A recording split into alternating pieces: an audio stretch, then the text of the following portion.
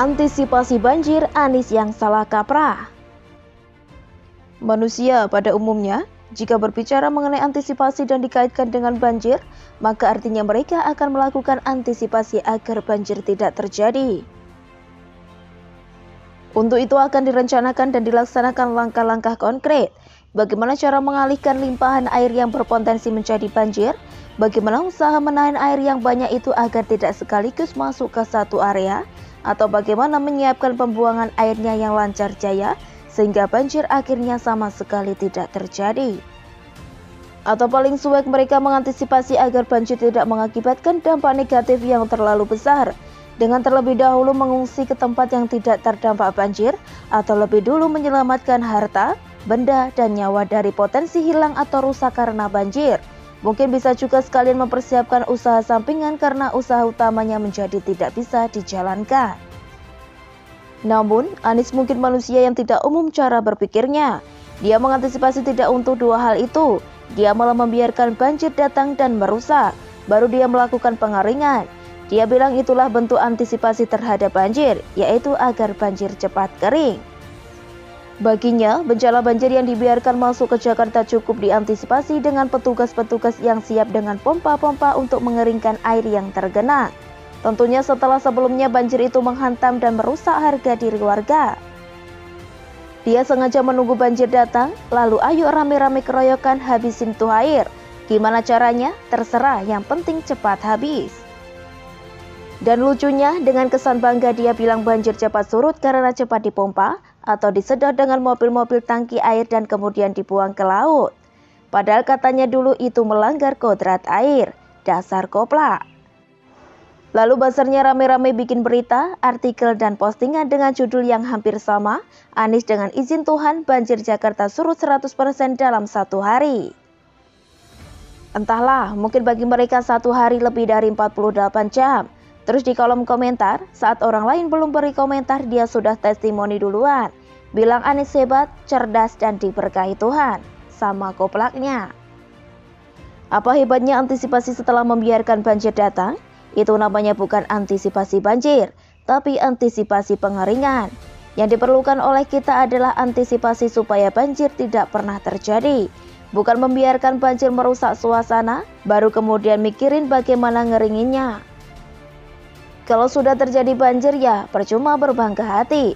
Sudah terlalu banyak dampak yang terjadi diakibatkan pembicaraan bencana itu.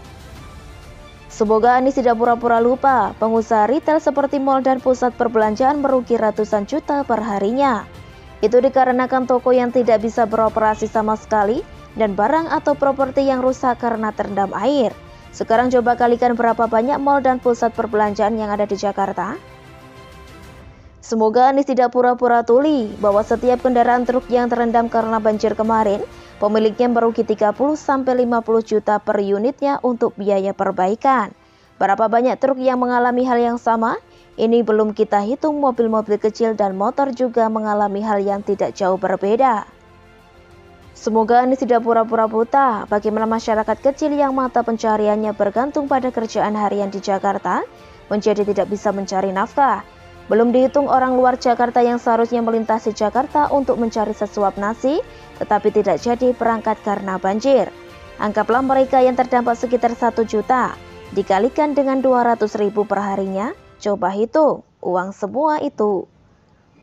Ini belum kita bahas tentang kerusakan dan kehilangan barang-barang pribadi karena terendam air. Penyakit yang bisa menyertai banjir yang datang, penyebaran COVID-19 yang jadi mengkhawatirkan, begitu juga nyawa yang akhirnya melayang karena dampak banjir ini. Melihat ini semua, maka kebanggaan Anies atas antisipasinya yang salah kaprah. Begitu juga kebanggaan buzzernya yang malah menunjukkan mereka tidak punya empati sama sekali. Bagi saya mereka tidak lebih seperti tukang jagal yang merasa berbaik hati.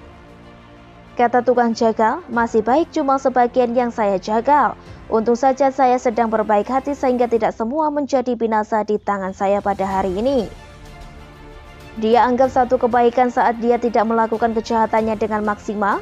Dia anggap satu prestasi saat ketidakpeduliannya akan bencana yang datang. Diikuti dengan apa yang dilakukannya setelahnya. Begitulah koplak-koplak.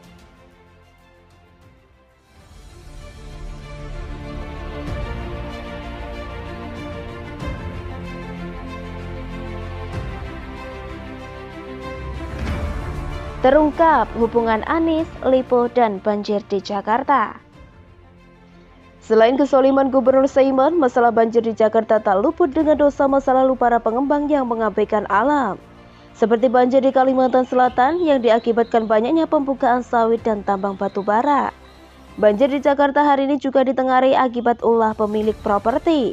Makanya ada berita Sabtu lalu bahwa warga Kemang mengatakan banjir kali ini adalah yang terbesar. Banjir setinggi 1 hingga 2 meter lebih mengalahkan debit air pada Januari 2020 silam. Tentu saja penjelasan Pemprov DKI akan mengarahkan pada informasi soal intensitas hujan, cuaca, dan lain-lain. Tak ada satupun penjelasan soal dana penanggulangan banjir yang dialihkan ke Formula E, ketidakjelasan normalisasi sungai, dan sebagainya. Apalagi penjelasan mengenai salah satu pengembang elit yang ternyata ada di balik ini semua. Sampai akhirnya ada netizen yang berani menguak keterlibatan Lipo. Satu hal yang luput dari perbincangan banjir parah di Kemang hari ini, Lipo cuit akun Akviaswan disertai beberapa gambar. Sampai artikel ini saya tulis, tweet tanggal 20 Februari 2021 tersebut mendapat 10,5 ribu retweet dan 30,1 ribu like. Saking viralnya cuitan warganet tersebut langsung mendapat tanggapan dari Lipo. Dari sana hubungan tak baik Lipo dengan Ahok mulai terungkap. Ini juga alasannya kenapa Lipo dan Anies terlihat sangat mesra.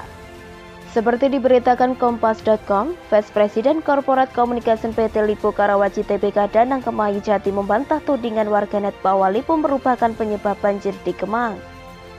Kalau tidak ngerti jangan sok tahu, Lipo Kemang Village itu sudah direncanakan sejak puluhan tahun, ujar Danang pada Minggu 21 Februari 2021. Danang mengatakan Lipo sudah mematuhi semua regulasi pemerintah daerah saat membangun Kemang Village. Menurutnya, kawasan elit seluas 15,5 hektar itu telah mendapat izin sebelum pembangunan berjalan pada 2007. Semua izin kami kantongi terkait penggunaan tanah dalam rangka izin pemanfaatan ruang yang sesuai dengan Rencana Tata Ruang Wilayah atau RT/RW DKI Jakarta, kata Danang. Danang juga menolak pernyataan bahwa Kemang Village berdiri di atas tanah resapan. Lipo sebagai pengembang juga telah mendirikan kolam retensi yang dapat menampung air 100.000 meter kubik. Namun, sebelumnya mantan Gubernur DKI Jakarta Basuki Ahok Cahayapurnama pernah menyoroti bangunan mewah di bantaran Kali Krukut. Ia mengaku ingin melakukan normalisasi sungai Jakarta, tetapi terhambat. Namun, itu yang masalah. Kita nggak mungkin bongkar Kemang Village karena punya sertifikat hak milik semua. Ini kan kejadian-kejadian dulu yang kita berusaha perbaiki, kata Ahok saat menjabat sebagai Gubernur DKI Jakarta, Senin 29 Agustus 2016. Meski begitu, Ahok saat itu mengaku tak akan tebang pilih dan akan membongkar kawasan elit itu. Mungkin perseteruan dengan Ahok ini yang membuat dukungan Lipo beralih ke Anies. Seperti dilansir Kompas.com, Direktur Lipo Group John Riyadi angkat bicara usai terpilihnya Anies Baswedan dan Sandiaga Uno sebagai Gubernur dan Wakil Gubernur DKI Jakarta. John mengatakan, sebagai pengusaha dirinya memiliki keyakinan bahwa duet Anies Sandi memiliki kapasitas untuk membawa ibu kota menjadi lebih maju. Kami yakin bahwa mereka akan membawa Jakarta ke arah yang lebih maju, damai, dan lebih sejahtera, ungkap John di sela acara Indonesia Summit 2017 di Hotel Shangri-La, Jakarta, Kamis 20 April 2017. Lalu disusul berita pembangunan kampung akuarium oleh Lipo dan adanya ketidakberesan IMP milik Lipo yang seakan dibiarkan Pemprov DKI. JPNN, ada duit Lipo di kampung akuarium. Ini penjelasan anak buah Anies Baswedan. Warta Ekonomi, Gubernur Anies diminta CRPP periksa IMP Lipo Group. Akhirnya satu persatu Tuhan bukakan kebobrokan Anies beserta para cukong busuk di belakangnya. Ini tak jauh beda dengan kemesraan Anies dengan Satar Taba akibat permusuhan lama dengan Ahok. Anies waktu itu juga dengan kelicikannya mengubah definisi reklamasi dari pulau reklamasi menjadi pantai reklamasi untuk menyelamatkan Satar. Benar saja kalau belakangan ada isu dukungan di RUT KBN ini untuknya. Kesimpulannya, semua para mafia yang menggarung DKI otomatis akan jadi kawan mesra Anies. Ini makanya hingga detik ini hanya warga DKI yang waras yang kesal akan kelakuannya. Dari sekian fraksi DPRD, hanya PDIP dan PSI yang masih lantang berteriak. Jangan tanya BPK hingga KPK kemana. Dahulu petinggi BPK sudah bertengkar dengan Ahok soal sumber waras. Begitu juga Ketua Penyidik KPK yang adalah sepupu mesra Anies. Banjir di Jakarta kini adalah kado termanis akan kebodohan warga DKI. Mereka tega menggadaikan kotanya demi preman pelindung mafia yang berkedok santun dan seiman. Begitulah kura-kura.